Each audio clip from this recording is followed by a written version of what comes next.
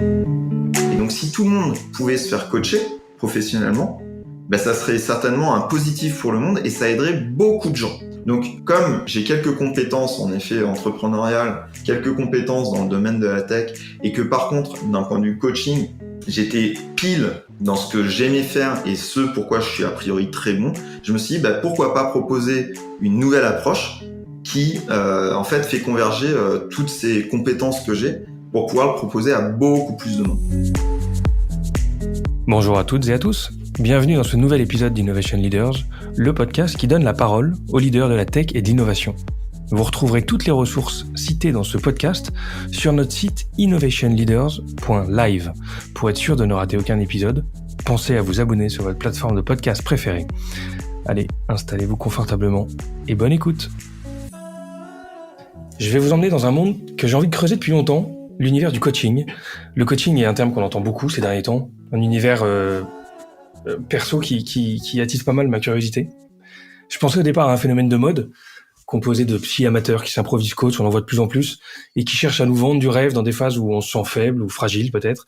Et j'ai cru un instant que c'était réservé aux incompétents, jusqu'au moment où j'ai réalisé que l'essentiel des invités que j'avais à ce micro, tous aussi brillants les uns que les autres, ont pour la plupart recours ou ont eu recours à des coachs. Et ça m'a interpellé. Et petit à petit, j'ai réalisé en fait qu'on était tous des incompétents dans un ou plusieurs domaines. Et à partir du moment où on veut progresser, on se rend compte de nos gaps. On a envie de progresser du plus novice au plus successful d'entre nous. Et le coach, visiblement, est là pour ça, pour nous aider dans ces challenges. Et quand j'ai croisé Adri Falcon il y a quelques mois, un des meilleurs coachs de la place qui tente avec Wave.ai de marier coaching, technologie et entrepreneuriat, je me suis dit que ça pouvait nous donner un bel épisode. Je vais pouvoir comprendre enfin ce que c'est que le coaching et essayer de comprendre en quoi la tech peut révolutionner l'approche du coaching traditionnel. Salut Adri, merci de passer au micro d'Innovation Leaders. Salut Jeff, merci de me recevoir, je suis très heureux d'avoir ce moment avec toi. Bon, on va faire une masterclass sur l'univers du coaching et on parlera bien sûr de Wave dans un deuxième temps, sur ce que tu mets en place depuis ces derniers mois, voire dernières années. Content de t'avoir, tu as souvent été dans l'ombre, souvent discret et mesuré dans ta communication d'ailleurs. Je suis content de pouvoir partager au plus grand nombre ton projet et les coulisses de ce sur quoi tu bosses depuis tout ce temps. Beaucoup ne te connaissent pas d'ailleurs, et j'aimerais que tu nous parles un peu de ton background. Tu as 43 ans, toi tu as 3 enfants, si je dis pas de bêtises. Ouais. Tu es basé à Aix, en Provence, et tu partages ta vie entre Aix et Paris, entre autres, parce que on va vite voir que tu es connecté avec de plus large latitude. Et avant de te lancer dans Wave, toi, tu as eu un parcours assez impressionnant, une montée en flèche assez rapide. Je vais te laisser raconter un peu cette évolution, un parcours dans lequel tu as eu plusieurs vies, en fait. Ouais, c'est exactement ça, plusieurs vies, impressionnant, je sais pas, dense certainement. Donc, comme tu l'as dit, moi, j'ai 43 ans. Dans mon parcours professionnel, moi, je le découpe quand je le raconte en 3 phases. Donc, j'ai un premier bout de ce parcours entre mes 24 et 30 ans, où après avoir fait le SCP, un petit passage à Wharton, j'ai fait des choses assez classiques. Donc, je suis rentré dans la banque, dans le conseil en management, dans des départements stratégie de grosses boîtes industrielles. Et j'ai fait ça un certain temps. Ça m'a stimulé intellectuellement, mais fondamentalement, je sentais que j'avais envie de m'investir ailleurs. Et à l'âge de 30 ans, j'ai eu un épisode de vie assez dramatique qui m'a fait prendre conscience que la vie était courte et que j'avais absolument envie d'investir mon temps de vie dans des choses qui me passionnaient. Je suis fondamentalement un créatif, un entrepreneur dans l'âme. Et donc, c'est le deuxième bout de mon parcours où entre mes 30 et 37 ans, je suis rentré vraiment dans le monde de la tech. Au tout départ, sans maîtriser du coup et du tout ce sujet, de ce que c'était que de monter une start-up, de ce que c'était que de le faire dans un milieu technologique. Donc j'ai eu diverses aventures là-dedans. Il y en a une à laquelle en effet on me raccroche souvent parce que c'est la plus connue et qu'elle a fait beaucoup de bruit, c'est Deliveroo. Donc on en reparlera peut-être dans ce moment ensemble, mais où je suis rentré en étant le 20e employé de la boîte, quand on était 20, et je suis parti quand on était 2000. Donc il y a eu beaucoup de choses qui se sont passées dans cette phase-là, et notamment moi ce que ça m'a permis de vivre et de contribuer, c'est ce qu'on appelle un scale-up. Donc j'ai fait ça un certain temps, et j'en suis parti ensuite, on en reparlera peut-être aussi pour des raisons avant tout personnel, et qui a déclenché un troisième moment de vie dans lequel je suis toujours, notamment avec Wave, mais qui est en effet d'entrer dans cette posture de coach, de coacher un certain nombre de CEO, notamment au tout début, seul, en indépendant. Et puis ensuite, au fil de mon chemin et pour différentes raisons dont on reparlera, j'ai eu envie en effet de rentrer dans un projet qui permettrait de démocratiser le coaching professionnel à beaucoup plus de monde, parce que ça me semble être une pratique essentielle et que je ne voyais pas des solutions qui permettaient de l'adresser comme ça. Donc c'est ça mon parcours professionnel. Bon, eh ben on va les détailler chacune. On commence par Deliveroo. T'as un rôle assez canon à ce moment-là. Ça a duré combien de temps, toi, ces années Deliveroo ? Ça a duré un peu plus de 3 ans. Donc 3 ans à cette échelle de scale-up, ça en vaut beaucoup plus en termes d'années. Mais 3 ans où on était 20, je suis parti, on était 2000, on était dans une ville, Londres. Je suis parti, on était dans plus de 10 pays. Voilà, une boîte qui était valorisée un peu plus de 20 millions à une boîte qui était valorisée plus de 2 milliards. Ouais. Et comment on fait pour se trouver au bon endroit, au bon moment, comme ça? Qu'est-ce qui t'a amené chez eux et qu'est-ce que tu crois que eux ont pris et pourquoi est-ce que eux t'ont amené dans cette aventure-là à ce moment-là? Qu'est-ce qu'il y avait dans ton profil qui les a il n'y a pas de réponse toute faite. Celle que je peux t'apporter pour ce qui me concerne, c'est que il y a des hasards heureux. C'est la sérendipité qui se crée. Donc, comme je te le disais, moi, j'avais travaillé sur différents projets avant, qui n'avaient pas foncièrement fonctionné, mais qui avaient eu pour mérite de me faire un peu connaître dans le milieu entrepreneurial, notamment en France, et auprès de certains investisseurs. Et quand j'ai décidé d'arrêter mes projets, il y a un certain nombre de fonds qui m'ont contacté pour me parler d'autres projets dans lesquels ils pensaient que je pouvais avoir un rôle à jouer. Et il y en a un dont on m'a parlé, qui est celui-ci. Donc j'ai rencontré Will, qui était le fondateur de Deliveroo, qui m'a parlé de ce projet incroyable qu'il avait, et pour un rôle qui était celui de lancer finalement le premier pays à l'international. On s'est rencontrés. J'ai trouvé que c'était quelqu'un d'incroyable, qui avait une vision extrêmement puissante sur ce qu'on pouvait proposer pour changer une habitude sur un mode de consommation que je trouvais très intéressant, avec une complexité logistique, technologique que je trouvais fascinante, et une solidité vu les fonds qui étaient déjà derrière, qui me rassuraient d'une certaine manière sur ce que pouvait faire ce projet, l'intention qui était celle de ce projet à terme. Et donc, tout simplement, dans une rencontre, dans une discussion, on s'est rendu compte que ça pouvait marcher entre nous.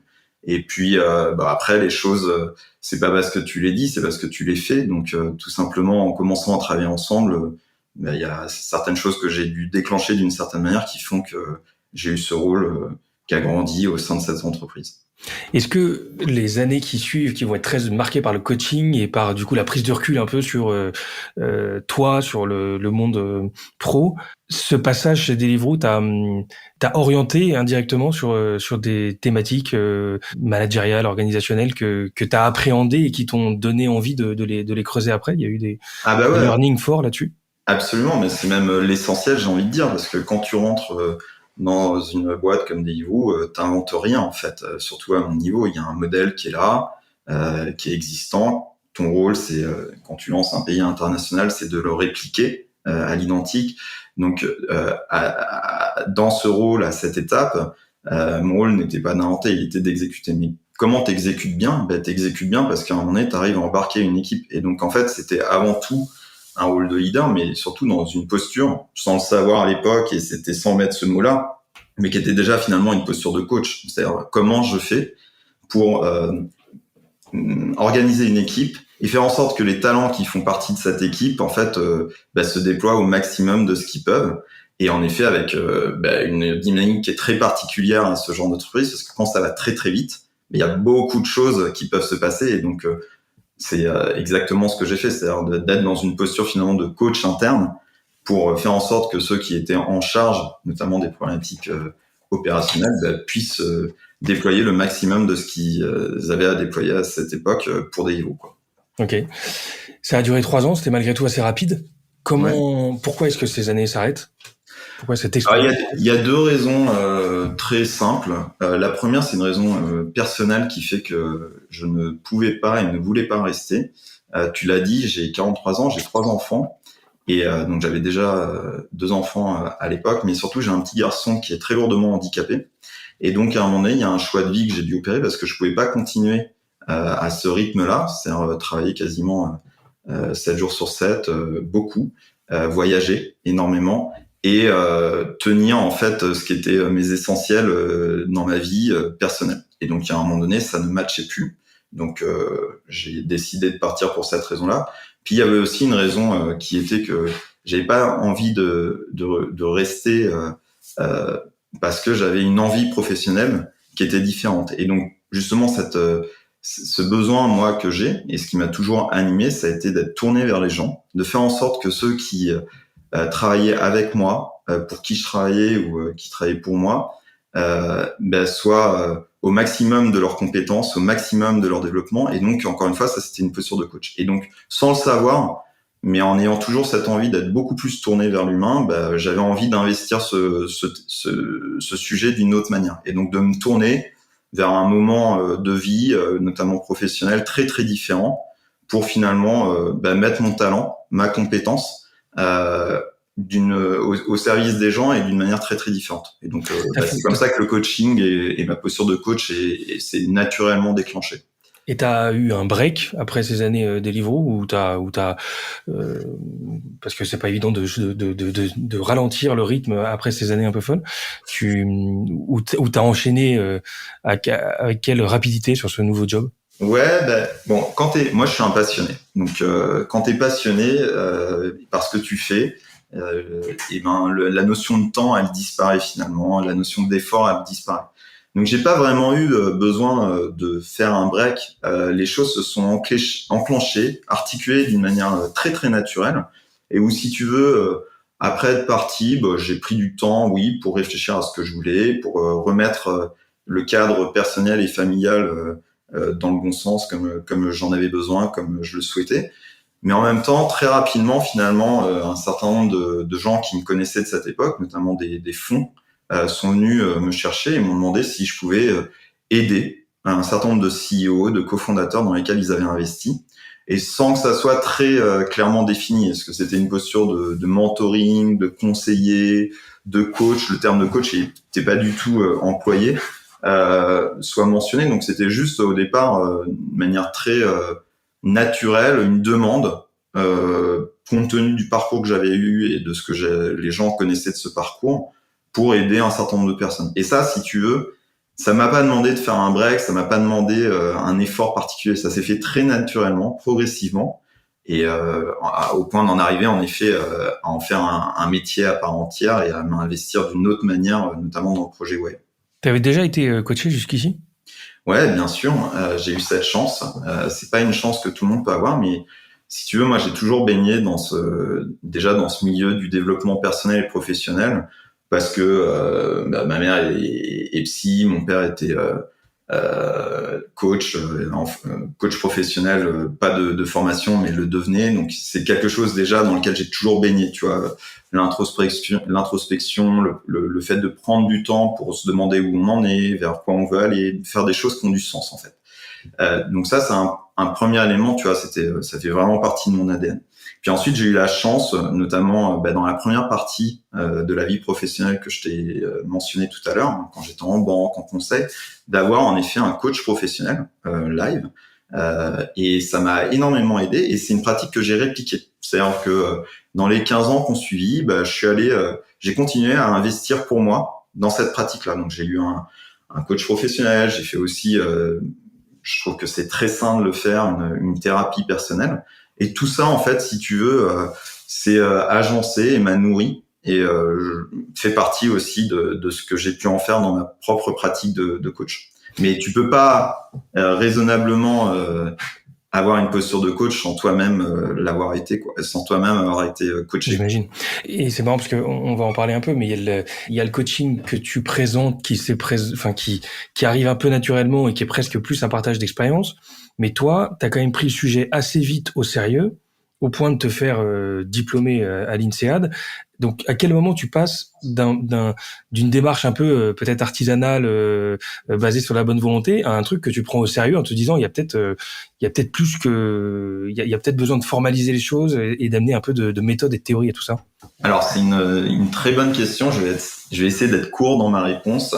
Mais encore une fois, le premier élément de réponse, c'est de faire les choses naturellement et progressivement. Donc, au départ, on vient me chercher pour aider des CEO et des cofondateurs à grandir dans leur rôle et faire grandir leur boîte. Et donc, encore une fois, c'est pas une posture très claire, très clairement en tout cas posée par ceux qui viennent me chercher. Est-ce que c'est du conseil, c'est-à-dire une posture où tu es plutôt dans une recommandation très très claire? Est-ce que c'est du mentoring, qui est un autre type de posture? Donc, je rentre simplement dans un sujet avec un certain nombre de personnes et de grands dirigeants qu'on me fait rencontrer. Et j'y vais de manière très humble, simple, avec une question qui est de quoi tu as besoin.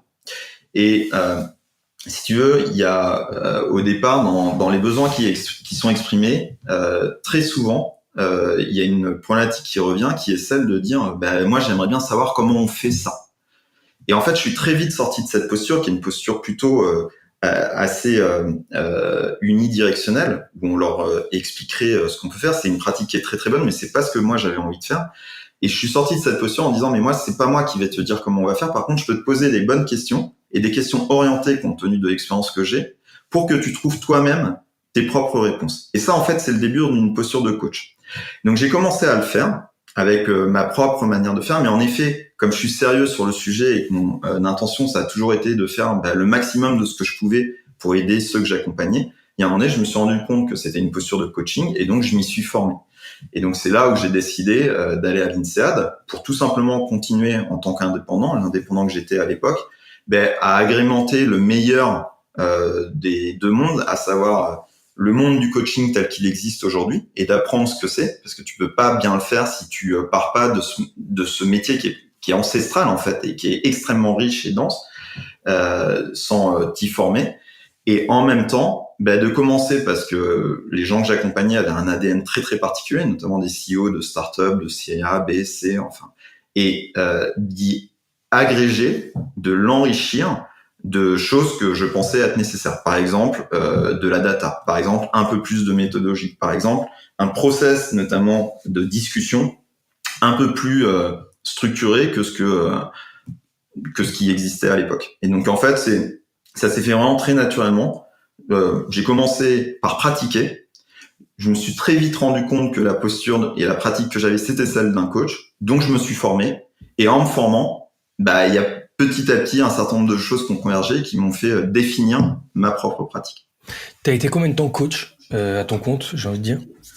Alors, je l'ai été en fait, si tu veux, et je le suis encore d'une certaine manière pendant, donc de manière très très intense pendant plus de 4 ans quasiment, et je continue à le faire de manière très très spécifique, très très rare, et je le fais à travers Wave aussi parce que on en parlera, mais c'est tout le sujet de nous on développe une science du coaching et donc je suis évidemment très impliqué là-dedans.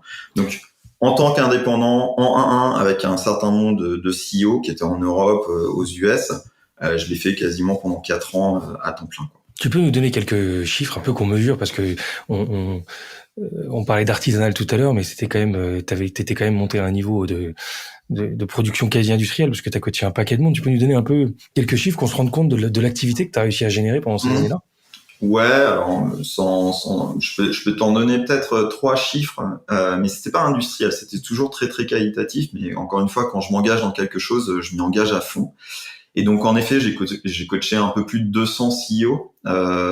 J'ai coaché plus de 200 CEO sur un portefeuille qui était valorisé à un moment donné un peu plus de 5 milliards en Europe et aux US. Et le NPS, si c'est une mesure qui te parle, c'est le Net Promoter Score, c'est-à-dire la capacité, les gens que j'accompagnais, dans quelle mesure ils me recommandaient, il était de plus de 90.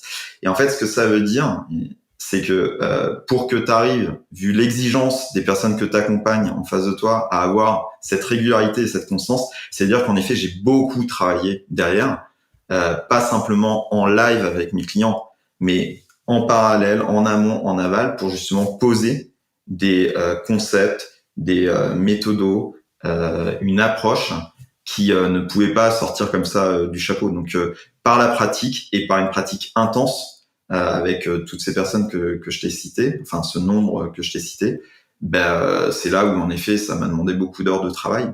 Mais je l'ai fait avec une intention qui n'était pas celle d'en faire autre chose que d'accompagner de manière extrêmement qualitative, en tout cas le mieux que ce que je pouvais faire moi, pour accompagner ces personnes au mieux que ce que je pouvais, quoi. Ouais, clairement. Je vois pas mal d'approches différentes du coaching. On voit le coaching sur une thématique ou un sujet sur lequel on se sent limité et on a besoin de progresser. Il y a le coaching aussi où on est un peu plus, on va dire, moins orienté. C'est une démarche globale où on a besoin d'avoir un support et les sujets et les thèmes vont peut-être arriver dans le cours de la démarche. Il y a des coachings dans le cadre de changement de carrière, de réinsertion professionnelle. On peut aussi le voir et ça m'est arrivé moi par exemple de recommander à un membre de mon équipe de se faire coacher parce qu'on a identifié en tant que manager qu'il y avait des manquements. Donc ça c'est presque un coaching peut-être contraint ou en tout cas recommandé. Donc il y a des coachings volontaires, d'autres qui subissent peut-être la démarche. Il y a le coaching individuel, il y a le coaching de groupe, le coaching perso. Et d'ailleurs tu as commencé toi en intro en disant que tu étais un coach pro. Et après tu disais aussi que le mentoring était une démarche différente. Ce serait possible de définir les différents types de coaching ou c'est quelque chose d'assez vain finalement? Écoute, je sais pas si c'est vain. En effet, c'est un monde très riche, très large. Peut-être que la bonne première réponse à t'apporter, c'est comment on définit le coaching. Le coaching, pour moi, il y a plein de définitions possibles. Moi, je m'en suis fait une définition au fil de ma pratique. Elle est très simple, c'est celle de dire que déjà c'est un besoin fondamental humain. C'est tu vois, on se développe jamais sans être à un moment donné au contact de quelqu'un qui te fait grandir. Comme un athlète de haut niveau ou tu vois un musicien virtuose, à un moment donné, là où tu atteins ton maximum, c'est quand tu te fais accompagner par un professionnel dont c'est le métier. Ok, et ce professionnel, qui peut être un coach professionnel, on reviendra là-dessus. Il a pour intention, fondamentalement, de t'aider à déployer le maximum de tes capacités et de le faire, et ça c'est une autre part de ma définition qui est propre, en te supportant émotionnellement et en te challengeant intellectuellement. Donc à partir du moment où tu as ça comme principe, il y a plein de choses qui peuvent se faire, il y a plein de manières de prendre la posture de coach. Moi en effet, celle que j'ai eue pendant très longtemps en tant qu'indépendant, ça a été celle d'un executive coach. Donc ce qui est justement une pratique réservée à une population finalement assez peu nombreuse, qui est celle des grands dirigeants d'entreprise. Et je l'ai fait un certain nombre d'années comme ça. Et progressivement, je me suis dit que j'avais envie justement de proposer du coaching professionnel. C'est-à-dire pas juste pour les exécutifs, c'est-à-dire c'est la même intention, c'est de te coacher professionnellement, mais pas simplement réservé à ceux qui sont tout en haut de l'organisation, mais à ceux qui sont un niveau en dessous, 2 niveaux en dessous, 3 niveaux en dessous. Et pour aller au bout de la réponse et essayer d'être encore plus clair, dans cette posture de coaching professionnel, l'intention, en tout cas, qui a toujours été la mienne et qui est celle de Wave notamment, c'est de te coacher dans ton rôle. Donc, tu es coaché dans un rôle spécifique professionnel. T'es CEO, t'es product manager, t'es sales, peu importe. Et dans ce rôle-là, il y a des dynamiques qui sont un peu différentes. Il y a la dynamique de ton organisation, donc qui est une chose en soi et à regarder. Donc, il faut regarder aussi ce qui se passe dans l'organisation. C'est pas parce que t'es CEO que t'es ta boîte. Bien au contraire. Donc, t'es CEO et t'es dans ton rôle de CEO, mais ta boîte, à un moment donné, ton organisation te dépasse. Il y a la dynamique qui lui est propre et qu'il faut adresser. Et puis, évidemment que dans ton rôle professionnel, il y a toute une partie de choses qui se passent au niveau personnel et que tu peux adresser. Et une manière de définir, tu vois, cette approche du coaching professionnel, c'est de te dire, je te coach dans ton rôle, en prenant en compte la partie personnelle et la partie organisationnelle, pour faire en sorte que, dans cet univers et dans ce contexte spécifique qui est le tien, on arrive à t'aider à débloquer ce que tu as envie de débloquer. Et un dernier élément de réponse, c'est qu'on peut le définir par ce que c'est, mais on peut aussi le définir par ce que ça ne doit pas être et ce que ça n'est pas. Et donc, ce que n'est pas le coaching professionnel, en tout cas dans ma vision des choses, c'est que c'est certainement pas de la thérapie. Donc ça, c'est très, très différent. C'est-à-dire que quand tu rentres dans des zones personnelles, mais où il y a encore une souffrance, une blessure, là, il faut faire autre chose. Il faut aller voir un thérapeute, voir carrément un médecin. Et on n'est pas non plus dans une approche de conseil, c'est-à-dire que la posture de coach, ce n'est pas de t'apporter une solution, c'est de t'aider à la trouver par toi-même en t'apportant des questions, des insights, de la data, et en te guidant à travers ce chemin de réflexion. Est-ce que ça répond à ta question? Ouais, ça répond à la question. Sur la partie psychologie versus coaching, c'est clair qu'on le voit de plus en plus, cette proximité-là. Et moi, j'ai déjà discuté avec pas forcément des patrons, mais entre autres, mais des personnes qui disaient il faut absolument que j'en parle à mon coach. Et j'avais l'impression que tu remplaçais coach par psy et ça faisait le même travail. Donc toi, ce que tu dis, la différence entre psy et coach, finalement, c'est quoi? C'est qu'un psy va travailler pour le coup uniquement sur la partie perso? Non. Oui, il faut absolument distinguer les deux métiers. Non, c'est pas tout à fait ça. C'est pas qu'un psy c'est pas qu'un coach ne va pas travailler sur la partie perso ou que le psy ne va pas travailler sur la partie pro. C'est qu'ils vont travailler avec des outils différents et une posture très très différente. Et le besoin aussi adressé n'est pas le même. Si tu es, en tout cas, c'est mes mots, ma manière de le définir. Plein de gens pourront le définir peut-être d'une manière différente. Moi, je te donne ma réponse. Si je te prends une analogie, c'est quelqu'un qui serait blessé et qui aurait encore une blessure assez ouverte, ou en tout cas qui fait très très mal d'un point de vue personnel, vaut mieux qu'il aille voir en effet et qu'il fasse certainement un travail thérapeutique. Quelqu'un qui a une blessure mais qui est déjà cicatrisée et qui a besoin de travailler avec cette cicatrice dans un domaine professionnel, ben ça on peut le faire en coaching. Donc tu peux être par exemple avoir une blessure liée à je sais pas une problématique de confiance en toi. Et ben tu peux adresser le sujet avec deux types d'approches, deux types d'outils. Ça dépend vraiment de là où tu en es dans cette blessure et surtout ce que tu as envie d'en faire dans ton cadre professionnel, si on parle purement de coaching professionnel. Ok. T'as déjà refusé de prendre je sais pas comment tu les appelles d'ailleurs, des coachés? Des clients. Des clients. Moi, je les appelle des clients parce que c'est un terme important. On peut les appeler des coachés. Oui, bien sûr. J'ai refusé de travailler avec des personnes et j'ai aussi parfois, à un moment, arrêté de travailler avec certaines personnes parce que le fit et le match ne pouvaient pas, en fait, ne s'avérait pas être le bon. Et c'est très important quand tu construis et que tu travailles quand tu fais un travail de coaching, il faut qu'il y ait une vraie relation de coaching et qui part côté client d'une coachabilité, c'est-à-dire d'un vrai besoin de transformation, d'avoir envie de progresser sur quelque chose. Parce que si tu attends que tout arrive, en fait, c'est pas ça qui va se passer dans le coaching. Ça demande un effort. Donc, il faut que le client soit prêt à le faire et ça demande un certain nombre de choses sur lesquelles on pourra revenir si tu veux. Et il faut que, en tant que coach, tu te sentes aussi en capacité de le faire bien. Donc, c'est vraiment une relation de travail très profonde où il y a la base, c'est la confiance, c'est la confidentialité, c'est la compétence. Et pour que ça se passe bien, il faut que ce fit, non seulement il se pressente avant de travailler, mais ensuite qu'il se confirme au fil du travail.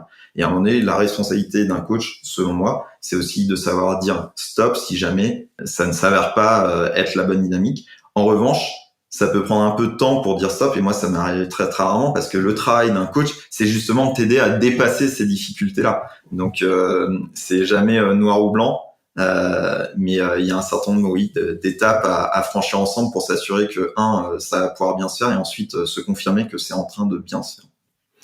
Ce que tu dis entre les lignes, c'est que ça s'adresse à tout le monde, le coaching, visiblement. Mais à quel moment est-ce qu'on doit, selon toi, se faire coacher? Et une fois qu'on décide d'y aller, quelles sont les bonnes questions à se poser avant de démarrer son coaching? Alors déjà, à quel moment on doit se faire coacher? Je pense que tout le monde, à un moment donné, devrait se faire coacher et en tirerait quelque chose, c'est une évidence. Parce qu'encore une fois, la vie, c'est fait de haut et de bas et on passe tous par des phases de haut et de bas. Et pourquoi haut et bas? Parce que il y a le bas forcément où on est dans le dur et on a besoin d'aide, mais il y a aussi le haut quand on est peut-être, on peut perdre pied dans des moments très très prolifiques et c'est important aussi de garder les pieds sur terre. Et donc que ça soit des très hauts ou des très bas, c'est intéressant d'être accompagné professionnellement pour tenir finalement dans la durée, c'est essentiel quoi. À quel moment il faut le déclencher? C'est quand on ressent ce besoin, tout simplement. Encore une fois, pour être bien coaché, il faut être coachable. Et la notion de coachabilité, en tout cas mes mots, dans mon esprit, c'est celle d'avoir ce besoin de transformer, d'avancer, de progresser sur quelque chose. Donc tu peux avoir ce besoin-là parce que tu es dans une difficulté particulière, ou tu peux avoir ce besoin-là parce que tu as envie de rester au top niveau dans lequel tu as été. On reprend l'analogie d'un athlète, il va faire des efforts pour devenir le champion qu'il a envie de devenir, et puis une fois qu'il est champion, il va continuer à faire ses efforts pour le rester. Bon, ça en fait, à partir du moment où il y a cet état d'esprit, j'ai envie de te dire, c'est pas une question de seniorité, de profil, de localisation, de culture. C'est une question de mindset. Est-ce que j'ai envie de progresser dans ma vie? Est-ce que j'ai envie de grandir? Et si c'est le cas, en fait, le faire avec un professionnel dont c'est le métier, ça va être le meilleur investissement que je peux faire pour atteindre justement mes objectifs. Après, le besoin, il est pas forcément clair. Tu vois, il faut vraiment rester dans je sens que j'en ai besoin, mais le besoin est pas forcément clair. Et c'est le début du travail avec le coach. C'est-à-dire qu'un très bon coach, à mes yeux, il doit justement, la première chose qu'il doit faire, c'est de clarifier ton besoin et de clarifier ton objectif. Et ça, c'est pas forcément simple à faire. Tu peux avoir des gens qui arrivent avec une idée extrêmement précise sur ce dont ils ont besoin, et parfois ils touchent juste, et à ce moment-là, c'est une évidence d'aller dans le sujet qu'ils ont eux-mêmes identifié. Tu peux avoir des gens qui arrivent avec un besoin très très précis, je vais te donner un exemple juste après, mais qui en fait fondamentalement n'est pas le bon, et c'est déjà le premier travail d'un coach, c'est de lui dire mais attends, tu te rends compte que tu es en train de me dire ça, et qu'en fait et que tu as envie de travailler là-dessus, mais c'est pas forcément mon sujet. Donc par exemple, j'ai envie d'être beaucoup plus performant dans mon rôle, et en même temps, quand le client te raconte son contexte, il te dit je suis crevé, j'en peux plus, j'arrive plus à respirer. Est-ce que le sujet de la performance c'est d'en faire plus ou c'est d'en faire moins?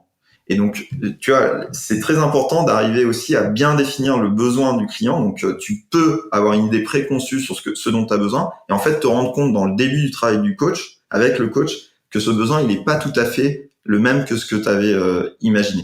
Et un dernier exemple, c'est que tu peux arriver juste avec cette envie de bouger, tu sens qu'il y a un inconfort ou qu'il y a une idée, une envie latente, mais t'as pas bien su la définir.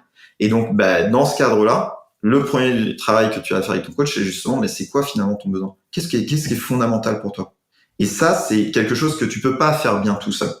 Donc, c'est là où tu as besoin d'un accompagnement et avec quelqu'un qui a des points de repère très professionnels pour bien le faire. Au niveau du choix du coach, ça a son importance. Est-ce qu'on choisit un coach parce qu'il est bon sur tel et tel sujet, ou est-ce qu'on choisit des coachs qui peuvent nous accompagner sur l'ensemble j'allais dire de notre carrière, ou en tout cas est-ce que les coachs se présentent comme experts sur des sujets précis, ou un coach peut t'accompagner sur l'ensemble des thématiques en théorie? Ça c'est un point critique. Déjà, première réponse à ta question, tu l'as dit toi-même, c'est que il faut que tu sentes que le coach que tu as en face de toi et avec lequel tu vas travailler, c'est le bon, que tu te sens bien. Donc tu peux pas savoir s'il va être bon sur tout et dans la durée, mais tu peux savoir si c'est le bon pour le moment, tout de suite, maintenant. Et donc pour bien le faire, la première chose à faire, c'est déjà d'en rencontrer plusieurs. Moi, je pense que c'est une pratique essentielle de rencontrer un certain nombre de personnes et de se faire ses propres points de repère sur ce qu'on sent et ce qu'on sent moins. Et ensuite, à ta question, et c'est d'ailleurs pour ça que Wave existe, est-ce qu'un coach peut t'accompagner dans la durée sur tous les sujets? Non, j'y crois pas du tout.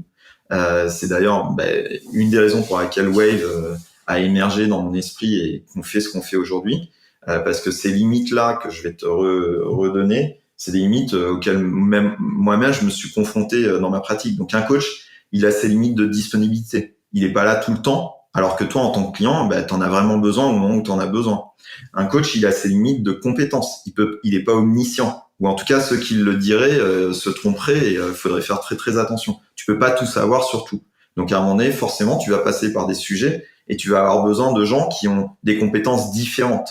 Un coach, il peut pas forcément t'accompagner dans la durée, parce qu'à un moment donné, il y a une forme peut-être de confort ou de lassitude qui va se créer, et qui fait que le coach qui a été très très bon pour toi à un moment donné, il est plus tout à fait aussi bon pour une autre phase de vie.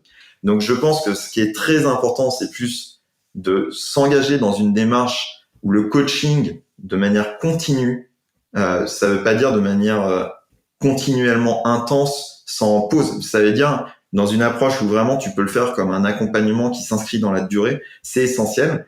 Et au cours de cette durée-là, oui, si tu le fais notamment en live, ça va être très important de rencontrer différentes personnes, parce qu'elles vont pas répondre aux mêmes besoins. Et c'est exactement ces limites-là qu'on cherche à dépasser avec Wave, en faisant en sorte que tu sois pas bloqué ni par la compétence, ni par la disponibilité, par toutes ces limites aujourd'hui que le live, Que l'humain amène, quoi. live, voilà, auquel on se confronte, quoi. À quel moment tu te dis que ton coaching individuel, justement en one-to-one, en mode freelance, ne te suffit plus et que tu veux passer à la seconde et envisager de finalement presque de revenir de ton rôle de... Parce que tu as été leader pendant pas mal de temps. En tant que coach, tu deviens finalement dans l'ombre. Et là, tu décides de te relancer dans une démarche de leader, d'entrepreneur. À quel moment ce déclic intervient ? Encore une fois, comme tout, hein, je te le dis, il y avait pas d'intention formée de mon côté. Je surfais avec les vagues de la vie pro et perso, et c'est venu parce qu'à un moment donné, j'ai été submergé de demandes. Ça, c'est un premier aspect. C'est-à-dire que comme le travail que je faisais avec les gens que j'accompagnais était a priori très qualitatif, ces gens-là m'envoyaient d'autres personnes. Puis c'était des pairs, c'était ensuite des direct reports, et à un moment donné, moi je pouvais plus absorber. Premier élément. Deuxième élément, j'ai eu quelques expériences avec certaines personnes où je sentais que justement, tu as ces limites de disponibilité, de charge mentale, de compétences. Je m'y confrontais moi-même, et du coup, j'ai eu envie, je me suis dit, mais c'est pas possible en fait. Cette pratique de coaching professionnel, elle est clé, elle est extrêmement simple, saine. Tout le monde devrait pouvoir y avoir accès. J'ai en plus, de par ma vie personnelle, peut-être un rapport à la différence et à l'inégalité qui est très particulier. Et je me suis dit, je vois pas pourquoi en fait seule une toute petite partie de la population pourrait se le permettre, notamment parce que c'est très très cher le coaching.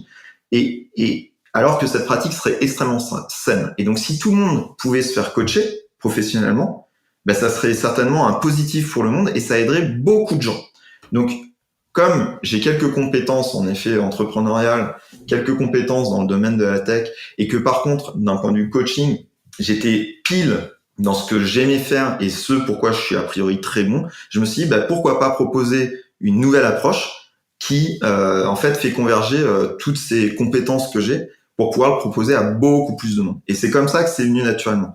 Et en fait, je l'ai pas stratégisé. J'ai commencé à le faire tout simplement, quoi. Et seul, d'ailleurs, tu t'es lancé seul dans cette aventure, ou t'es un co-founder parmi d'autres ?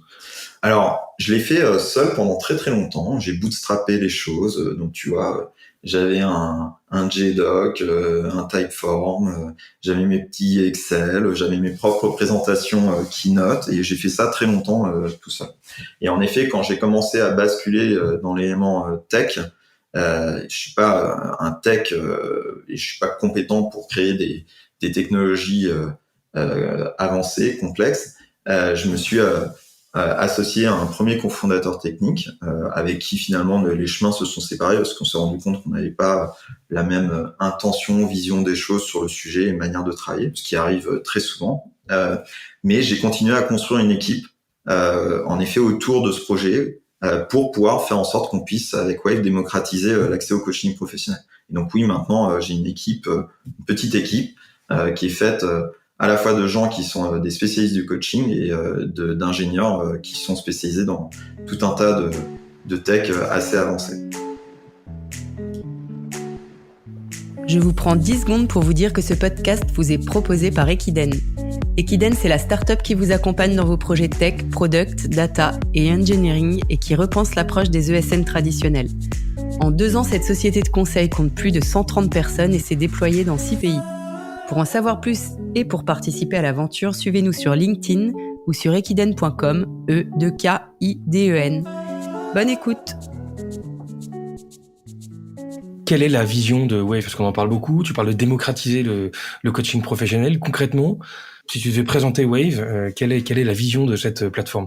Nous, on est en train de créer un nouveau standard du coaching qui doit être accessible à absolument tout le monde.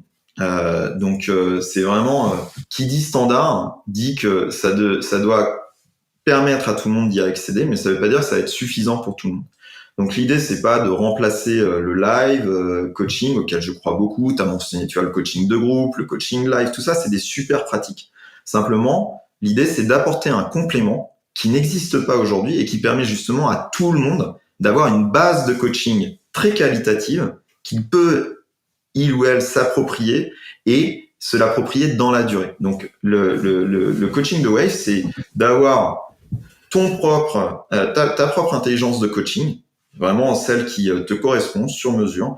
Quand tu travailles avec Wave, tu travailles avec Wave, et derrière Wave, il y a des coachs, il y a des scientifiques du coaching, il y a de la tech qui sont à ton service pour t'aider à être coaché dans la durée avec ce dont tu as foncièrement besoin au moment où tu en as besoin. Ok, tu peux nous préciser, parce que on n'en a pas parlé, mais je crois que Wave est un coaching qui se fait à l'écrit, pour le coup, un peu en asynchrone, et pas dans et je crois pas, en tout cas, pas dans des sessions one-to-one. Non, il n'y a pas de live. parler de l'expérience utilisateur et de ce que ça veut dire d'être coaché de rentrer en tant que dans un process de coaching avec Wave. Ouais, Wave, c'est pas une application de coaching, c'est pas un life coach, c'est un mélange des deux à ton service. Donc en fait, ça va passer par une app derrière laquelle, encore une fois, il y a autant de coachs qui vont travailler pour toi et dont tu vas avoir besoin en fonction du sujet que tu travailles. Et mais simplement, pour que ça se produise, donc ce qu'on crée, c'est en fait une intelligence de coaching collective à ton service. Il y a un certain nombre de choses qui vont se passer. Donc la première, c'est que quand tu travailles avec Wave, tu vas déjà travailler dans un rapport qui est ultra confidentiel parce que tout ce que tu partages et qui est en effet un coaching par écrit, donc on reviendra sur la raison du pourquoi de l'écrit, on pourra en reparler, mais grosso modo, tu vas rentrer en relation avec Wave par l'écrit. Tout ce que tu vas partager, déjà c'est la base, va être anonymisé. Donc crypté, c'est ce que permet notamment le fait de partager les choses par écrit et d'utiliser de la tech derrière pour le faire.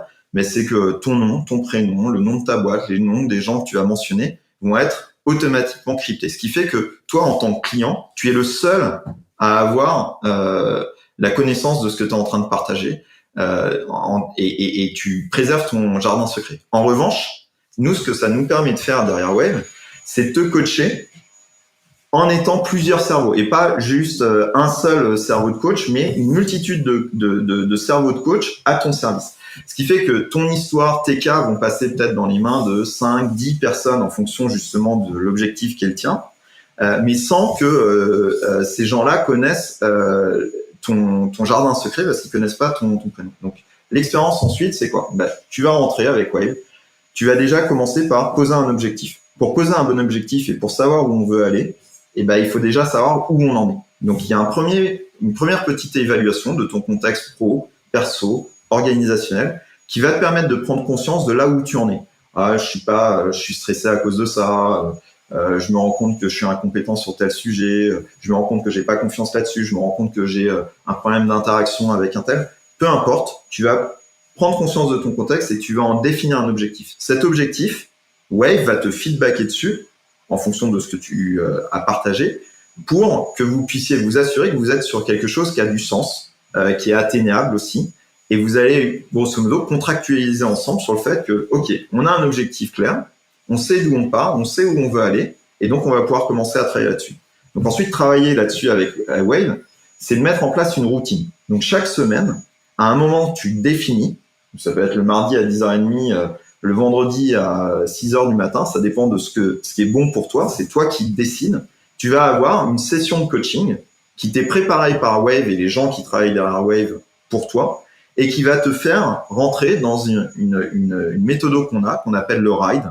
Le RIDE, c'est pas juste un joli mot, c'est une méthode qu'on a où le R veut dire reflect on something, le I veut dire investigate with others, le D veut dire do and deliver something, et le E veut dire elevate. Donc concrètement, ça veut dire quoi ? Ça veut dire que tu as un objectif, tu réfléchis dessus, j'en suis où, qu'est-ce qui me bloque, qu'est-ce qui va pas. Tu vas investigate, donc ça veut dire que tu vas explorer où sont tes points de blocage. Tiens, mais alors si je suis stressé, c'est peut-être pas finalement à cause du boulot, mais c'est plus parce qu'il se passe un truc à la maison sur lequel je me sens pas bien.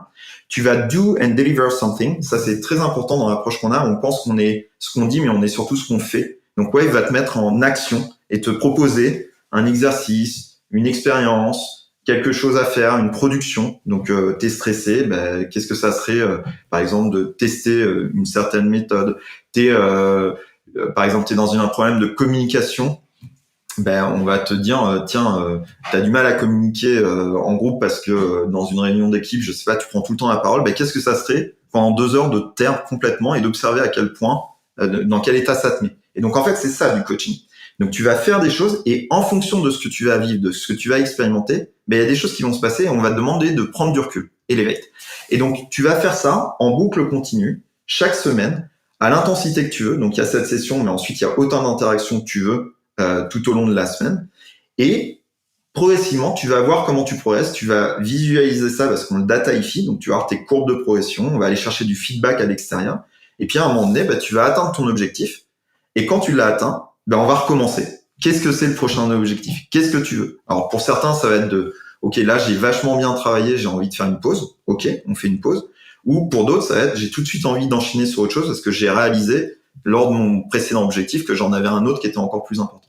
Et donc en fait, on va être dans cette boucle continue où quel que soit ton objectif, on va pouvoir t'accompagner. Est-ce que c'est une réponse un peu longue, mais est-ce que c'est clair? Ça t'inspire? Ouais. C'est très clair. Donc, plutôt coaching individuel pour l'instant.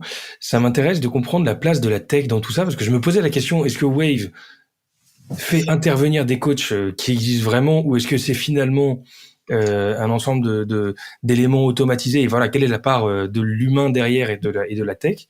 Et finalement, quand je t'entends parler de data et justement de feedback et de qu'est-ce que la tech te permet qu'est-ce qu'elle t'apporte en fait la tech dans ce projet-là et sur quels aspects en fait la tech intervient? Ouais, c'est très important de démystifier ça et notamment de démystifier ce qui serait le AI de Wave.ai. Il y a un principe qui est assez important, qui est le principe de Moravec et qui dit grosso modo, l'humain fera toujours mieux que la machine sur un certain nombre de choses, par exemple. Voilà, l'intention, la vraie empathie, la compréhension fine de ce dans quoi on s'engage et pourquoi on s'y engage. Et la machine fera toujours mieux que l'humain sur d'autres éléments qui sont des éléments de process, de jouer avec une multitude de données. Et nous, c'est exactement ce qu'on fait. Donc, quand t'es coaché par Wave, t'es pas coaché par une machine, t'es pas coaché par un bot, t'es coaché par des vrais gens, des humains, mais qui sont empowered par de la tech. Et donc concrètement, ce que ça veut dire, c'est que justement, pour qu'on soit toujours là au meilleur moment pour toi et qu'on soit en mesure de t'amener les meilleurs insights sans être bloqué par la compétence unique d'un seul coach, on va avoir des process en interne. Donc là, déjà, c'est une première chose, c'est ce que la tech permet. Des process en interne qui nous permettent du coup de travailler sur ton cas et comme je le disais, de manière totalement confidentielle. C'est là où tout ce que tu partages est crypté, anonymisé. Donc ça, c'est un autre élément qu'apporte la tech, et qui nous permettent de faire quoi? De travailler avec des méthodologies de coaching qui, pour le coup, elles, sont développées par des coachs. Nous, on les appelle des scientific coachs, parce qu'en fait, on a modélisé et on travaille continuellement avec tout ce que sont les meilleures techniques, stratégies, tactiques, exercices de coaching, et qu'on choisit spécifiquement en fonction de ton contexte, aussi de ton historique. Tu as été coaché une fois, tu as été coaché 10 fois, tu es déjà passé par ce sujet ou pas. Et donc, en fait, tout ça, la tech permet à quelqu'un qui est derrière l'écran pour toi, derrière Wave, finalement, de se poser moins de questions sur ce qui est pas foncièrement très important et de se concentrer pour le coup complètement et uniquement sur ce qui est clé. C'est-à-dire t'apporter le bon insight, faire en sorte que on soit vraiment dans une empathie. Tout ce qu'on fait, c'est de l'ultra sur mesure, en fait. Donc, c'est toujours une réponse, telle que celle que tu pourras avoir si tu avais quelqu'un en face de toi. Simplement, tu vois pas cette personne. Et oui, ça se passe aujourd'hui par écrit. Un jour, il y aura de l'audio, il y aura de la vidéo. Mais pour l'instant, ça ne se fait que par écrit. Mais en aucun cas, ce sont des chemins automatisés. C'est toujours finalement, un humain et un coach qui suit. Il y a des opérateurs, il y a des coachs, encore une fois, des scientific coachs qui travaillent pour toi derrière pour t'apporter ce dont tu as besoin. Simplement, ils sont outillés d'une manière qui n'existait pas jusqu'à présent et que la tech permet et que l'intelligence artificielle permet parce qu'on peut appeler beaucoup plus vite certaines variables, certaines choses pour s'assurer qu'on t'apporte quelque chose qui a du sens, qui est meaningful pour toi, quel que soit ton sujet, quelle que soit l'heure à laquelle tu en as besoin. Ok, et on doit se poser la question aujourd'hui d'aller voir un coach physique ou potentiellement aller voir la plateforme Wave, ou pour toi les deux Wave peut remplacer cette expérience physique-là? L'intention, ça a jamais été de remplacer. L'intention, ça a été encore une fois de donner accès à absolument De tout démocratiser. à la pratique du coaching. Donc pour moi, je le vois plutôt comme une base. C'est un standard à laquelle auquel tout le monde peut avoir accès, qui te permet, tu vois, comme encore une fois, si on reprend l'analogie du sport de haut niveau, un athlète, il fait ses gammes, il fait ses répétitions, il arrive par lui-même à un moment donné à se dépasser. Et là, en fait, Wave, t'es pas tout seul, t'es pas par toi-même, t'es Wave qui est à tes côtés. Et ça fait très très bien le travail que ça doit faire, parce que tu vois, on a plus de 8 personnes sur 10 qui recommandent qui recommande Wave après avoir fait un travail avec Wave. On a on a 87% des gens qui ont atteint leur objectif. On a plus de 90% des gens qui disent que Wave a eu un impact pro ou perso très positif sur eux. Donc ça fait très très bien ce que ça doit faire. Simplement, évidemment, à un moment donné, pour certains, ça va pas être suffisant. Et ça va pas être suffisant parce que il y a des gens qui, à un moment donné, vont avoir un besoin très spécifique. Live, ils vont en ressentir le besoin. Donc, je sais pas, par exemple, tu as envie d'avoir un coaching sur le média training. Bon, tu peux avoir détecté ce besoin et commencer à travailler sur un fil rouge là-dessus avec Wave, mais à un moment donné, tu as peut-être envie, pendant 3 semaines, de faire un travail très spécifique avec quelqu'un qui serait un spécialiste de ce sujet. Et c'est très bien. Nous, le sujet, on est dans une approche totalement inclusive par rapport à ça. Et ce qu'on apporte fondamentalement à travers ce standard, c'est que il y a aussi ce que tu veux, mais il y a ce que tu peux. Et encore une fois, le coaching, c'est très cher. Quand tu es tu as des pratiques qui sont entre 200 et 500 euros de l'heure et qu'il faut faire beaucoup d'heures, ça veut dire qu'il faut un certain budget et qu'il y a très peu de gens qui peuvent se permettre ça. Tu factures comment et comment ça se passe au niveau du plan d'abonnement? Nous, c'est très simple. C'est 99 euros par mois, en illimité, tu vas être coaché par Wave. Et donc, c'est là où, tu vois, on n'a pas la prétention de dire qu'on remplace. Par contre, on a cette mission qui nous anime tous les jours et qui est celle de dire on complète, on permet à tout le monde, grand dirigeant ou tout junior qui commence sa carrière, tu as à ta disposition cette solution de coaching professionnel et qui prouve ce qu'elle sait faire aujourd'hui, parce qu'encore une fois, de la love client, on en reçoit tous les jours. Et ce qui nous touche, tu vois, moi, c'est ce qui m'anime. Tous les jours, on reçoit des témoignages des clients avec lesquels Wave travaille et qui nous disent mais merci, j'ai lu telle ligne, ça m'a touché, ça m'a fait pleurer parce que t'as touché juste. Donc c'est vraiment très important de comprendre qu'on est dans quelque chose d'extrêmement qualitatif et qu'on peut le faire parce que justement on utilise la tech dans des proportions qui n'ont jamais été faites comme ça et qui nous permettent de proposer ce prix d'une manière très singulière. Il y a un mot sur lequel où je t'avais trouvé assez prudent sur la notion de scaling. Pourtant, ça a été ton métier pendant un temps. Ça te vient d'où ce côté, de la prudence et peut-être même ce rejet parfois du mot scaling? Parce que je trouve que c'est un mot un peu galvaudé, où on en fait, tu as une intention qui est pas toujours bien ajustée, ou comme s'il fallait faire les choses très très vite. Pour absolument scaler, etc. Et c'est vrai que je n'aime pas ce mot. Pour moi, c'est une conséquence. C'est-à-dire, tu fais un travail de qualité et tu fais très très bien ce que tu sais faire. Oui, il y a une conséquence qui va être que ça va scaler. Moi, je préfère parler, tu vois, en tout cas, ce qui nous concerne, d'être vraiment dans cette intention de démocratiser. Donc, est-ce que ça scalera ou pas, j'en sais rien. Mais en tout cas, l'intention, c'est celle-là, c'est de donner accès au plus grand nombre à cette pratique qui est saine et de le faire avec cette intention continue de faire de la qualité. Et en fait, ça primera toujours sur le reste, à savoir notamment la quantité et vite. Ça doit être une conséquence si jamais tu proposes quelque chose de qualitatif. Et donc, c'est pour ça que je m'en détache, tout simplement. Parce que ça a été un peu trop marqué par différentes choses et différentes aventures qui ne me parlent pas. C'est pas comme ça, en tout cas, qu'on envisage notre métier. Ok. Un autre mot sur lequel j'aimerais bien t'entendre, c'est au niveau de la communication, parce que ça m'a interpellé. Mais toi, t'as souvent été sous les radars et pourtant t'étais hyper connecté et assez visible. Quand on en parlait ensemble en 2019-2020, tu voulais justement rester dans l'ombre. Je crois que tu as fait ton premier post LinkedIn il y a 4 mois, si je dis pas de bêtises, il y a 4-5 mois, ce qui est quand même assez original pour quelqu'un qui est aussi connecté que toi. Tu t'es bien rattrapé depuis, mais ça vient d'où cette envie de discrétion, peut-être de l'époque, qui a été contrebalancée par une com que j'ai trouvé bien orchestrée pour le lancement de Wave. Alors tu me diras, on a besoin dans un projet entrepreneurial comme celui-là de bien gérer la com, mais ça m'a interpellé cette balance. Ouais, je comprends. Non, mais moi, je suis quelqu'un de très discret par nature. Je travaille, je suis un travailleur de l'ombre. Je me mets à disposition des gens. Je l'ai été, c'est toujours été comme ça que j'ai fonctionné. Notamment, quand j'étais coach indépendant, oui, j'ai travaillé avec beaucoup de gens, notamment dans la French Tech.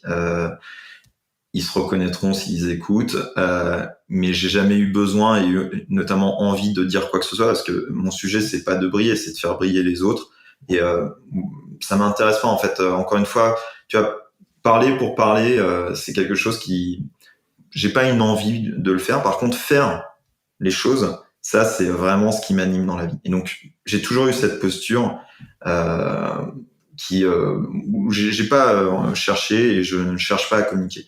En revanche, pourquoi à un moment donné on a communiqué un peu plus, c'est pas sincèrement une envie de ma part, c'était même un effort, mais c'est un effort que mon équipe m'a demandé à un moment donné parce que ils me disent mais attends, mais on fait des trucs géniaux, on a des clients qui sont hyper satisfaits et personne ne connaît ce qu'on fait, faut que tu parles, faut que tu dises ce qu'on est en train de faire. Donc à juste titre, et donc je l'ai fait. Je le fais à ma manière. Si tu parles de ma première communication LinkedIn, je pense qu'elle était assez originale parce que si tu veux, je suis pas sûr qu'il y ait beaucoup de gens qui fassent une vidéo comme ça avec un keynote fait à la main. Mais c'est pas grave en fait. Sincèrement, je vais le dire aussi simplement que ça. Je m'en fous parce que le sujet c'est de rester très cohérent avec ce qu'on est et ce qu'on veut. Et après, je pense que dans cet exercice de communication, c'est un exercice continu. Donc c'est un exercice dans lequel je rentre un peu plus. Parce qu'on a des choses à raconter et on doit les raconter très différemment pour que ça soit plus compréhensible ce qu'on fait, parce que ce qu'on fait c'est très innovant, c'est très nouveau, c'est à la fois dans une industrie qui est émergente, le coaching, comme tu as à travers tes questions, tu l'as très bien souligné, il y a beaucoup de confusion autour de ce que c'est, donc déjà en soi, tu vois, être dans cette industrie, ça demande un effort de pédagogie, mais en plus dans cette industrie, nous on a une approche qui est très particulière, qui est très très innovante, pour les raisons que je t'ai évoquées. Et donc oui, ça va demander de communiquer plus, de communiquer mieux, parce que si on veut vraiment démocratiser cet accès, faut qu'on en parle. Et donc c'est ce que je commence à faire un peu plus, c'est ce que tu me permets de faire aujourd'hui notamment. Et avec cette nouvelle casquette d'entrepreneur que tu avais eu il y a quelques temps, toi, c'est quand même différent d'être CEO de sa propre boîte, avec toutes les galères que ça peut représenter et l'ensemble des challenges que tu dois aborder. On parlait de communication, mais ça va être de la finance, du management, du recrutement et autres. Comment tu l'abordes cette casquette de CEO de ta propre boîte après avec l'expérience que tu as avec beaucoup de plaisir, beaucoup d'engagement, beaucoup d'énergie. J'ai eu un moment de transition qui était particulier et qui a pas été facile pour moi parce que j'ai été passionné par mon métier de coach, par accompagner ces personnes-là. Et oui, passer d'une dynamique où t'es seul et t'es au service des autres en tant qu'indépendant à une dynamique où tu construis un projet avec une équipe, ça et ou notamment parce que tu vois derrière Wave ça a été moi très longtemps, donc il y a un moment donné il faut que ça te dépasse. C'est une dynamique très particulière où quand tu as été toi-même, tu as le service ou le produit, on utilise le mot qu'on veut, et qu'il faut que que ça te dépasse. C'était passionnant comme phase. C'était pas forcément simple à faire. Et donc là, j'ai appris plein de choses. Et tu vois, à ta question, ma réponse, c'est encore une fois, ça s'est fait naturellement. J'ai appris énormément de choses en le faisant. Donc, quand tu apprends, en tout cas pour ce qui me concerne, ça me passionne encore plus. Et aujourd'hui, oui, je retrouve des points de repère que je connais et qui ressemblent beaucoup à tu vois, ce que j'ai pu faire pendant 15 ans. Où mon sujet maintenant, c'est de faire en sorte que ce projet qu'on a et qui est un positif pour le monde aille là où il doit aller, grandisse. Et donc, c'est une posture que je connais. Qui est très très différente et qui me plaît tout autant parce que encore une fois, ce sur quoi on passe notre temps, c'est fondamentalement et foncièrement ce qui est ma passion, c'est-à-dire le développement professionnel, le développement personnel, le développement humain à travers cette pratique du coaching professionnel pour beaucoup plus de monde. Donc, c'est same but different, c'est-à-dire que finalement je m'y retrouve mais sur une posture un peu différente. Voilà. Et le sujet de l'équilibre vie perso, vie pro, qui a été un de tes combats pendant quelques temps, c'est compatible avec une vie d'entrepreneur? Ouais, et je pense que il faut, tu vois, c'est un chemin de vie, ça demande de développer une certaine maturité et que tu peux pas inventer. C'est parce que tu vis les choses qu'à un moment donné tu trouves tes points de repère. Moi-même, je me fais coacher, tu vois, par Wave, donc ça m'aide à avoir mes ancres et mes ancres et mes essentiels, j'en démords pas. Donc j'ai fait des choix de vie, notamment pour avoir des moments et du temps avec mes enfants. Ma famille, c'est très important. Donc il y a des moments, je suis très rythmé et pour faire en sorte que je ne fasse aucun compromis sur certains moments clés qui sont essentiels dans la vie. Et en même temps, je suis très sérieux sur le projet qu'on a et donc j'y engage le temps et l'énergie nécessaires. Et c'est une question, en effet, de rythme et d'équilibre. Et je m'y retrouve parfaitement, tu vois. Je suis heureux dans les deux aspects. Donc ouais, c'est faisable, mais ça se fait pas du jour au lendemain et ça se fait notamment parce qu'à un moment donné, je pense sincèrement que tu as fait un travail d'introspection, tu te connais très très bien, tu sais ce dont tu as besoin, tu sais ce que tu veux pas, tu sais aussi utiliser les expériences du passé et tu vois en restant humble mais sans fausse humilité, je pense que je suis passé par un certain nombre de choses qui font que je suis assez solide sur le sujet et je sais très clairement comment j'ai envie de gérer les deux. Et je crois y arriver plutôt bien encore. Et il y a des habitudes ou des routines ou des actions que tu fais qui te permettent de décompresser et de justement passer d'un monde à un autre et de faire un temps de qualité en dehors et sans être immergé constamment dans ton monde pro? Ouais, il y en a, bien sûr, j'ai plein de routines. Je peux t'en donner quelques-unes. La première, c'est d'avoir justement un rythme très millimétré. Tu vois, d'ailleurs, c'était le nom de ma boîte quand j'étais coach indépendant, c'était milliméteur. Donc, je suis millimétré, c'est-à-dire que je commence à un moment donné, je m'arrête à un autre et je fais pas de compromis là-dessus. Il y a des routines qui sont celles d'être coaché. Donc, je le redis, on peut pas être sérieux sur ce qu'on fait sans être nos propres clients. Je suis mon premier client et Wave m'aide à garder mes ancres, à garder mes essentiels, à pas oublier ce qui est important pour moi, à me challenger aussi quand il y a des moments où je peux un peu perdre du recul sur certaines choses. C'est normal, hein, ça arrive à tout le monde. Donc c'est pour ça que je crois à ce qu'on fait, c'est que moi-même j'en bénéficie. Et puis j'ai des routines évidemment de sport. Après certains ça va passer par autre chose. Moi j'ai besoin de physiquement m'animer, m'activer. Donc très souvent voilà, je bouge. Je suis pas tout le temps devant mon écran, loin de là, et parce que c'est des sas de décompression, c'est des sas où tu t'aères et c'est des moments de pause aussi. Et la pause, c'est super important. C'est comme un athlète de haut niveau. Si tu passes ton temps à faire des exercices, il y a un moment donné, tu vas te blesser. Et pousser plus, ça va être contre-productif. Donc moi, je sais mettre des moments d'arrêt et de pause parce que ça me régénère, ça me réoxygène. Et du coup, j'aborde les choses avec une énergie qui est très différente et une lucidité qui parfois que tu peux perdre, mais que je retrouve très très rapidement. Et ça, c'est un travail, j'ai envie de te dire, pas juste hebdomadaire, c'est quasiment quotidien en fait. Ok, cool. Un mot sur l'équipe, parce que toi, vous êtes combien aujourd'hui dans l'équipe Wave? On est 30. Une trentaine, parce qu'il y a déjà une belle équipe. On parlait tout à l'heure de l'expérience de tes clients. Je crois que tu es assez sensible aussi à l'expérience de cette équipe, justement. Et je repense à un message que Mika Touyo, un des anciens product designers chez toi, avait communiqué. Il parlait de Wave comme étant une des meilleures boîtes pour l'expérience employée en full remote. Mm-hmm. Et je me demandais comment tu l'avais abordé, ce projet, sur le plan humain, dans justement l'expérience que tu avais envie de faire vivre à tes équipes. Au-delà d'être une des boîtes qui paye le mieux, je crois que ça avait été communiqué par Figure il y a pas longtemps, mais tu t'étais fait remarquer là-dessus. Quelle est la vision que tu as dans la construction de cette équipe et dans l'expérience de cette équipe? Alors déjà, l'équipe, c'est tout, quoi. On n'est rien sans les autres. On construit rien sans une équipe qui est engagée, heureuse de vivre ce qu'elle fait, qui est là pour les bonnes raisons.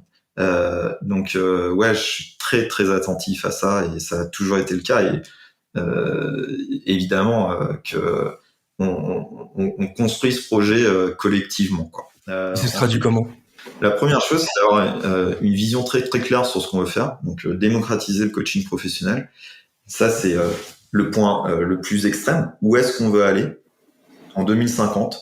Voilà, on va coacher un maximum de personnes et on va démocratiser le coaching professionnel. Ça, tout le monde l'a en tête. Et la deuxième chose, c'est le deuxième point, c'est quoi que tu fasses, c'est quoi tes encres? Nous, tu vois, on a des valeurs que j'ai posées dès le début. Et en fait, avec ces que je peux te donner, c'est Watch the Horizon, Ride Big, and Great Vibes Together. Ce que ça veut dire, c'est on veut des gens qui entrent. Tu vois, avant de parler du projet, du produit, de machin, c'est juste on veut aller où et qu'est-ce qu'on va vivre, quoi qu'il se passe dans ce qu'on veut vivre ensemble. Et donc le Watch the Horizon, c'est moi je veux des gens qui ont la capacité à prendre du recul sur les choses, qui sont dans une approche globale, qui prennent la diversité comme une richesse, qui sont dans un respect profond des uns et des autres et aussi de ce qui compte sur Terre, dans la vie, pour les gens. Donc ça, c'est un premier élément, quoi. On part pas de tête baissée, on garde les essentiels. Pourquoi on est en train de faire ça? Watch the Horizon. Ride Big. On est là pour faire un projet qui est un projet très ambitieux, qui est très complexe. Il y a beaucoup de complexité dans ce qu'on fait, pas juste technique, opérationnel, à plein de niveaux. Donc il faut des gens qui sont prêts à s'engager et qui sont là, au-delà d'être là pour les bonnes raisons, qui y vont, quoi. Et qui donc sont structurés, sont aussi dans une forme d'agilité et sont capables de jouer entre ces deux équilibres. Et puis Great Vibes Together, ça aurait quel sens de passer autant de temps à travailler ensemble si on n'y prenait pas du plaisir, si on s'amusait pas. Donc concrètement, tu vois, comment on vit ça en remote? Oui, on est en remote. Moi, c'est remote first parce que ça a été aussi la genèse de ce projet. Je te l'ai dit, j'ai ces raisons personnelles qui fait que je me déplace très très peu souvent. Je travaille de chez moi, donc c'était un prérequis de travailler en remote. Et donc il y a des gens qui adhèrent à cette envie de travailler en remote. Donc j'ai des gens en Espagne, en Italie, en Belgique, un peu partout en France. Ils vivent ce qu'ils ont envie de vivre au mieux de ce qu'ils ont envie de vivre. Par contre, c'est pas parce que c'est remote first que c'est remote only. Et donc évidemment que l'échange de phéromones à un moment donné, il est clé. Donc chaque trimestre, on se retrouve 3-4 jours tous ensemble pour vivre ce qu'on a envie de vivre, créer du souvenir, se réaligner, se connaître. Tout ça, c'est extrêmement important. Et quand tu as un mix et un hybride entre les deux, il se passe des choses assez incroyables qui sont que tu peux avoir les meilleurs talents, où qu'ils soient dans le monde, intentionnés par les très très bonnes choses qui sont la vision de ce vers quoi tu es allé et la manière dont on veut le vivre, à savoir nos valeurs, et qui du coup, au quotidien, travaillent vraiment avec finalement ces deux points de repère clés. Et après, en remote, oui, ça demande des techniques, des méthodologies, notamment pour s'aligner, pour travailler ensemble, qui sont assez particulières, qui demandent à être inventées et réinventées régulièrement. On n'a pas la prétention de savoir comment le faire parfaitement. Par contre, on a quand même un équilibre assez intéressant sur la manière dont on le fait clairement. Et les outils que vous utilisez au quotidien pour justement vous réaligner et assurer une bonne communication malgré la distance? C'est assez simple. Déjà, on passe du temps en visio, évidemment. Donc voilà, un petit Gmeet, c'est largement suffisant. Ensuite, on a évidemment des outils beaucoup plus synchrones, mais la culture de l'écrit chez nous, elle est essentielle. On documente. C'est essentiel parce qu'on fait un projet complexe et qu'on a une approche d'ingénieur. Donc on écrit les choses, on les revoit, on les challenge sur une base écrite. Et donc cette base écrite, il y a un aspect qui est synchrone, qui est par exemple Slack. Oui, si tu as besoin de communiquer rapidement, c'est un outil qui est très puissant pour ça. Et asynchrone, donc typiquement Notion, où on documente énormément de choses et on peut travailler sans se déranger, en respectant le rythme des uns et des autres. Et le rythme d'ailleurs, c'est un autre outil qu'on a, c'est qu'on a un rythme collectif qui est très très particulier. C'est-à-dire que il y a des points de repère communs sur ce que c'est d'avoir par exemple des plages qu'on appelle des deep focus, qui font que pendant 2-3 heures, en fait, tu as un silence radio sur ces outils-là parce que tout le monde est concentré sur ce qu'il a apporté lui-même. Et puis à un moment donné, dans la journée, il y a d'autres moments qui sont plutôt des vraies réunions d'équipe, mais sur des choses où les choses ont été préparées en amont. Je t'ai parlé de l'écrit, on utilise aussi des préparations avec Loom, par exemple, etc. Voilà. Donc on essaye de reproduire à notre manière en remote tous les outils dont tu as besoin pour bien communiquer. Et puis ensuite, tout n'est pas tourné que sur le professionnel. Donc c'est le dernier élément de réponse que je pourrais te donner, mais on a plein de moments ensemble dans la semaine. Donc c'est vraiment des rythmes hebdomadaires où on passe des bons moments ensemble. Tu vois, tous les mercredis, début d'après-midi, on a une demi-heure pour jouer ensemble, typiquement. Donc on joue pendant une demi-heure. Voilà. Bien. Merci pour ces insights, Adri. C'était bien cool de t'entendre. On passe à la phase un peu qui va terminer l'échange, mais qui sera un peu plus orientée sur des questions perso, un peu plus rapide aussi. Ouais. On commence par la première, c'était quelle est la plus grande fierté pour toi jusqu'ici dans ton parcours? C'est de pas avoir perdu mes essentiels et donc d'avoir su continuer à travers les hauts et les bas que la vie t'amène, d'avancer et de le faire, je pense, d'une manière saine et avec une intention qui est toujours de proposer du positif pour pas juste de manière égocentrée, du positif pour le reste du monde. Ouais. Est-ce qu'il y a un truc essentiel que tu aurais fait différemment si tu l'avais réalisé plus tôt? Voilà, tu sais jamais, hein. Donc j'ai envie de dire pas vraiment, mais ce que je pense qui est clé, c'est de toujours justement écouter ceux qui ont une phase. On parle souvent des anciens, tu vois, et quand finalement ils arrivent un peu au crépuscule de leur vie, ce qu'ils te disent, ce qui est important, je pense que c'est important de pas oublier qu'on est la vie est courte et que faut pas se tromper de ce qui compte véritablement dans sa vie. Donc c'est pas que je l'ai pas fait, c'est que je le referai. Voilà. Et je pense que c'est très important, même si tu perçois pas tout de suite au moment où on te le dit ce que ça veut, ce qui t'est partagé et ce que ça veut vraiment dire, de le garder dans un coin de sa tête, ces conseils des anciens, et de continuellement essayer de les remettre à jour en fonction de ce que tu vis.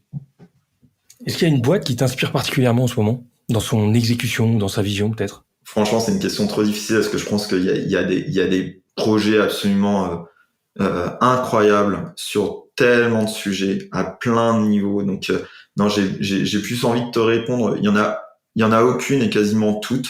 Ce que je trouve absolument essentiel, c'est que encore une fois, la notion d'entrepreneuriat, de créativité, elle soit soutenue, elle soit poussée. Et ce qui est essentiel, c'est que les gens qui rentrent là-dedans, et c'est pour ça que tu vois, je crois aussi au coaching professionnel, ils le fassent en étant très conscients de ce qu'ils font et qu'ils soient drivés par les bonnes raisons, pour les bonnes raisons. Ce monde en a besoin.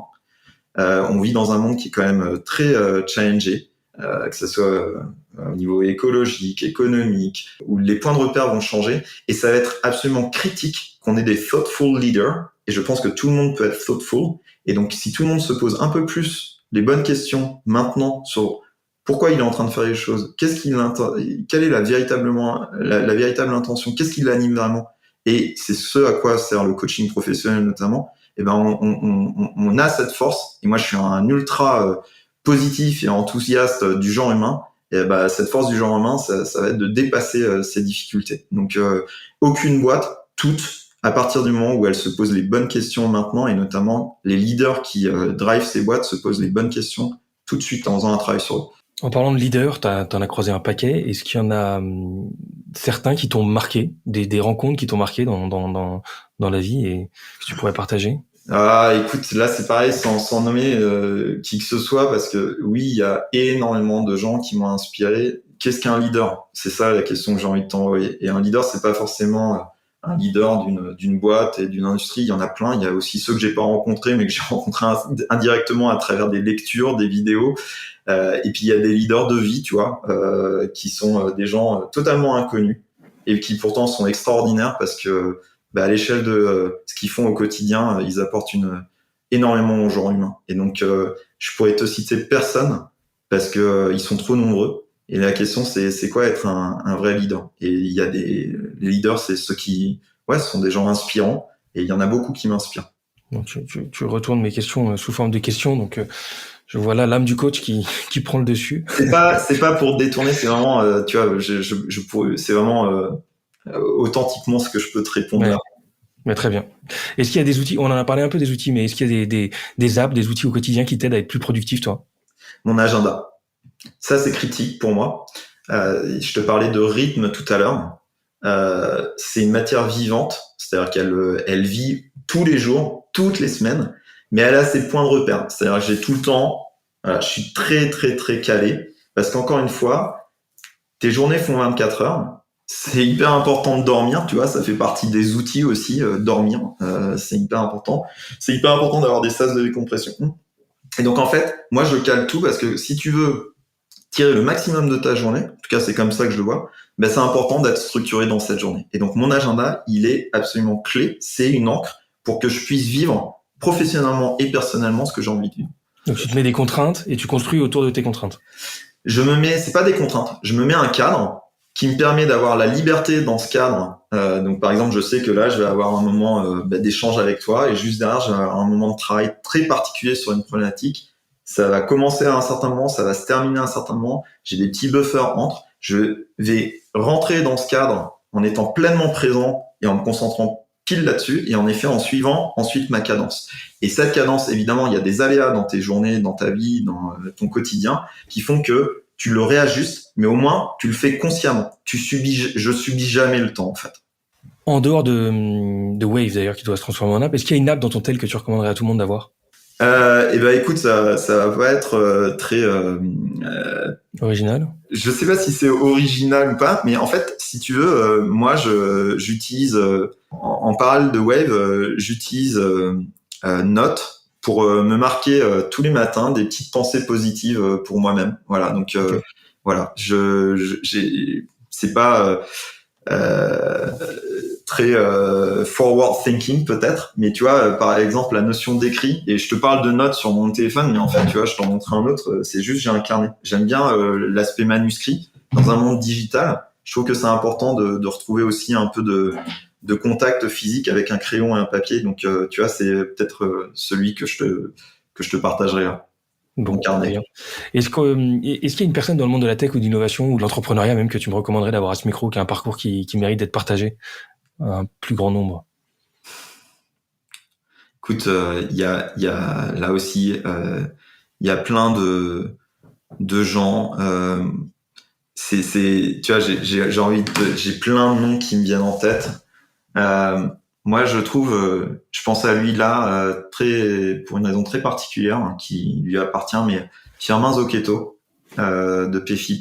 C'est quelqu'un d'incroyable qui a un parcours professionnel exceptionnel, qui est quelqu'un d'exceptionnel, je trouve. Et je trouve qu'il a beaucoup de choses à raconter et il a la maturité de quelqu'un qui aurait fait beaucoup de chemin et en même temps faut pas oublier l'âge qu'il a aujourd'hui et ce qu'il a construit, c'est assez je trouve exceptionnel. Mais franchement, j'aurais pu en citer énormément d'autres. Est-ce qu'il y a un conseil qu'on t'a donné qui s'avérait très utile dans ton parcours jusqu'ici? Ouais, qui est une phrase que j'ai au quotidien, qui est une phrase que mon père m'a toujours répétée. C'est l'important n'est pas, et qui est une phrase d'Épictète, l'important n'est pas ce qui t'arrive, mais ce qu'on en fait. Voilà, l'important n'est pas ce qui arrive, mais ce que tu veux en faire. Et quoi qu'il y arrive, tu peux en faire quelque chose. Est-ce qu'il y a un son, une musique en ce moment que t'écouterais en boucle? Oh là là, il y en a plein. Je suis un gros fan de musique. Tu vois, je suis en train de regarder Ta playlist, c'est les derniers. Ma playlist. Écoute, j'aime beaucoup. Là vraiment, j'en ai tellement. Écoute, il y a l'album, le dernier album de Grand Corps Malade, Ben Mazué et Gaël Faye que j'aime beaucoup. Et dedans, il y a de très belles chansons très inspirantes. Si je t'en donne une, parce que je trouve qu'elle fait vraiment partie du coaching. C'est Xavier Rude. Alors je sais plus comment elle s'appelle, mais je crois que c'est We Deserve to Dream. Je trouve que c'est des paroles de coaching qu'il y a dedans. Et donc j'aime bien. Bon, c'est noté. Tu peux nous dire quelque chose sur toi que les gens seraient surpris d'apprendre? Écoute, c'est des très bonnes questions. Hein. Tu vois, je les ai pas préparées, donc j'ai fait une réponse comme ça. Écoute, je suis tatoué. Voilà. Okay. Et pourquoi? Parce que je te le dis, le rapport au corps, mais j'en ai pas beaucoup, j'en ai un qui est une phrase, un mantra de vie que j'ai découvert justement au fil de mon travail d'introspection et qui est une de mes encres. Donc ce mantra, je le garde pour moi, mais je me le suis fait tatouer pour jamais l'oublier. Ouais. Bien. Est-ce qu'il y a une habitude que tu essayes de prendre ou au contraire d'arrêter? Une habitude que je veux reprendre, c'est que j'avais une routine où je me levais tous les matins et je commençais ma routine par faire du yoga. Voilà, je faisais 10 minutes de yoga, tu vois, pas long. Voilà, et je le tenais tous les jours et ça me faisait un bien incroyable et j'enchaînais ça avec 5 minutes de méditation. Et en fait, c'est une pratique incroyable, puissante, et c'est le vrai, comme toute routine, c'est difficile parfois de la tenir. Et donc je l'ai tenu pendant très longtemps, ça m'a fait beaucoup de bien. Là, mon rythme s'est un peu décalé, et donc en tout cas sur le matin, et donc ça, j'ai envie de le reprendre. Voilà. Ok. Tu peux nous donner un bouquin qui t'a particulièrement marqué ? Il y en a énormément. Celui qui me vient en tête, parce que je viens de le relire.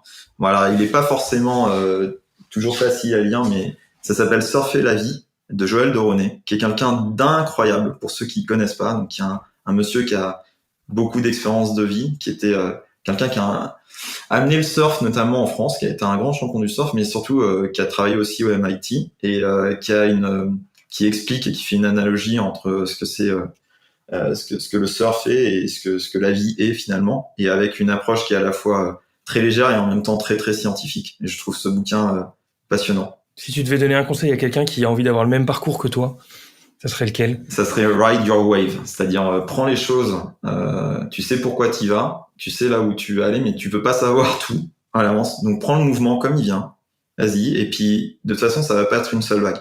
C'est retourne-y, recommence, et recommence, et recommence, et recommence, mais avec la bonne intention, avec la notion de plaisir, avec la notion d'envie. Le fais pas pour d'autres raisons. Et les choses viendront et se décanteront. On a toujours, voilà, notamment dans des moments de difficulté, la notion de la difficulté, mais en fait, ce qui est très intéressant et ce qui l'est beaucoup plus, c'est qu'est-ce qui se passe après cette difficulté. Et en fait, c'est le rebond post-traumatique ou le rebond post-difficulté pour entrer dans des choses moins lourdes. Il est incroyablement puissant à partir du moment où on embrasse ce mouvement très simplement. Bon, et bien sur ces bonnes paroles, on va s'arrêter là. Merci beaucoup Adri pour les échanges. Merci à toi. Pour ces partages et bravo pour ce parcours. Merci beaucoup à toi Jeff et merci pour ce que tu fais parce que ça l'est tout autant. Voilà. Bon, t'es sympa, je prends ça comme un compliment venant de toi. Merci beaucoup et à bientôt. Salut. Ciao Adri. Ciao. Et voilà, cet épisode est terminé. J'espère qu'il vous aura inspiré. Si ce contenu vous a plu, je vous invite à suivre le compte Innovation Leaders sur LinkedIn et Instagram, mais pensez aussi à vous abonner à notre newsletter sur innovationleaders.live pour ne manquer aucun épisode. On se retrouve dans 2 semaines. À très vite.